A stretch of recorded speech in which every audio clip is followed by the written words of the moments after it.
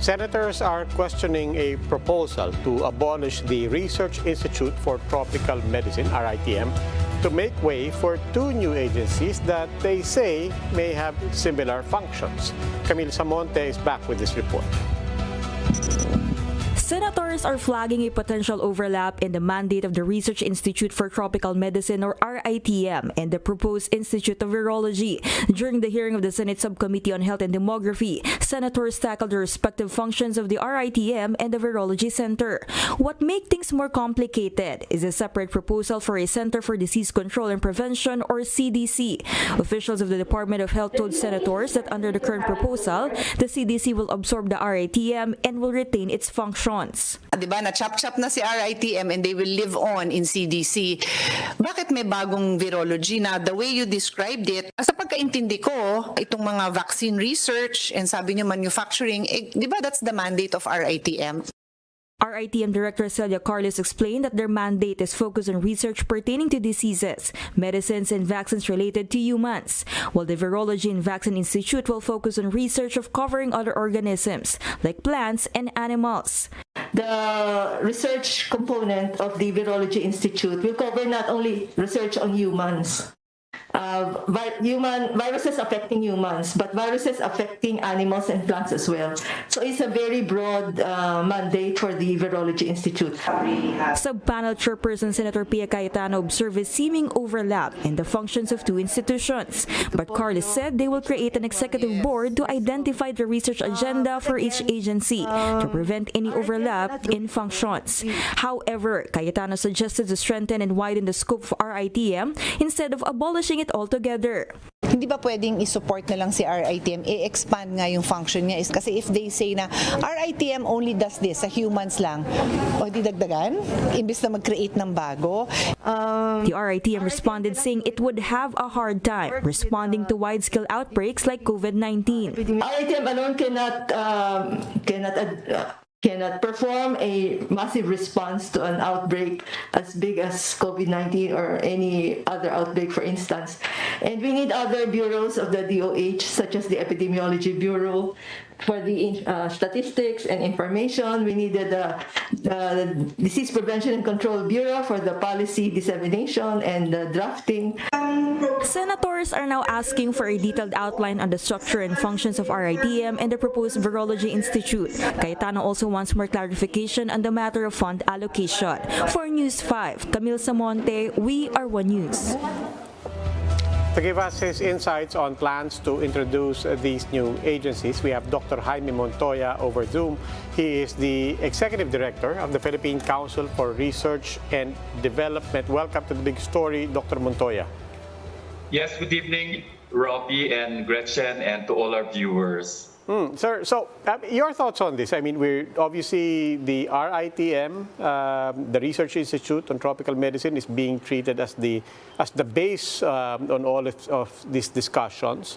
Now, between that and the proposed Virology Institute, and then for that matter, a proposed CDC, do we have room and reason for all of these different agencies? Yes, definitely we have room for all of these agencies. First of all, let's look at the big picture. When you respond to a public health emergency, just COVID-19, it actually entails a whole of government and whole of society approach. R&D is just one component of that, and that can be handled by RITM.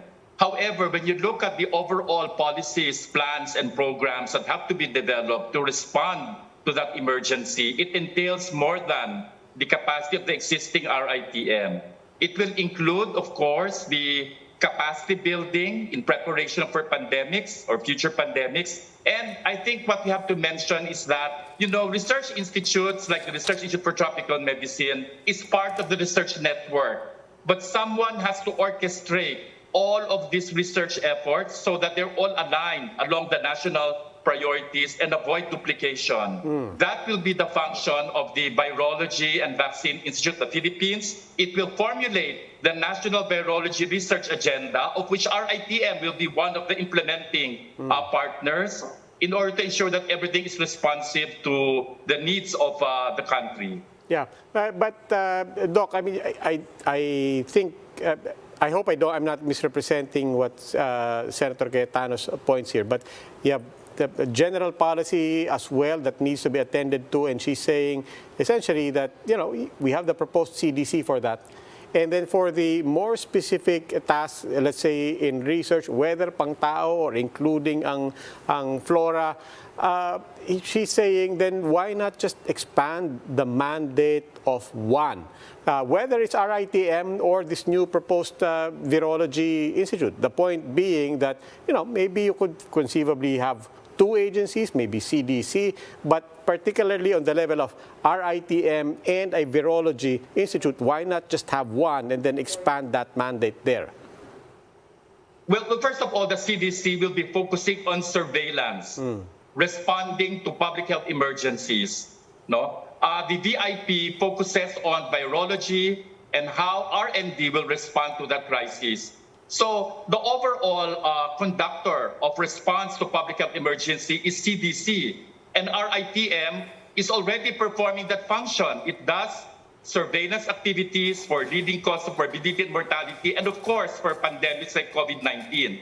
However, for it to assume oversight for agricultural, environmental, and industrial viruses, that would be a very big undertaking, would entail not just scientists involved in the human biology and human sciences, but also veterinary, animal, and plant sciences. And that has to be orchestrated by an oversight institution. And that we envision to be the Virology and Vaccine Institute of the Philippines.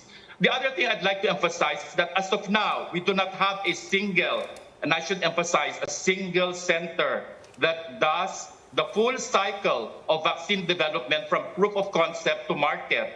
We don't have that. RITM does the clinical trials, but only a part of that cycle. We have to start from the proof of concept up to the market for us to be competitive and to be self-reliant as far as vaccine development is concerned. And that will be done by the Virology and Vaccine Institute of the Philippines. Again, in cooperation with other agencies and institutes that are already doing some kind of research, but we have to, orchestrate and harmonize them and have them work all together, aligned with the national research agenda so that we avoid duplication and we focus our resources on those researches that are really important, that will address national priorities. Doctor, do you agree with a proposal to include RITM under the CDC? And what are the possible overlaps with research in terms of the RITM and the Virology Institute that could possibly guide policy in case these agencies, separate agencies, are crafted? Yeah, well, based on the mandate of the VIP, the Virology and Vaccine Institute of the Philippines, it will develop plans, programs, and policies on virology research and development. RITM implements the research, but they do not produce the programs and the policies that will be the basis for determining what researches will be done. And that has been shown by our experience when we established our Philippine National Health Research System, that there has to be a lead agency or institute that does all of the orchestration, and so that all the projects and programs are aligned. And that, we think, will be done by the Virology and Vaccine Institute of the Philippines. RITM will still continue to do its work. And in fact, if I may say, we need more research centers. So even if other centers are also doing similar work, that's good, because no single center can do the research work as far as virology is concerned. If I may just cite an example, the Philippine Cancer Center was established similar to the mandate of the VIP. It oversees research for cancer and develops the national agenda for research on cancer. Many institutes are already doing cancer research, but why do we have to have a Philippine Cancer Center? Because someone has to orchestrate and harmonize and unify all of these researches, and that is the Philippine Cancer Center. That's the model we're also following. Now, the RITM currently is positioned, the institute that is best positioned to assume the role of the major functions of the CDC, and that complements what we're going to do because we provide the evidence and the R&D support for such. Okay. Dr. Montoya, maraming salamat po. Dr. Jaime Montoya, Executive Director of the Philippine Council for Research and Development.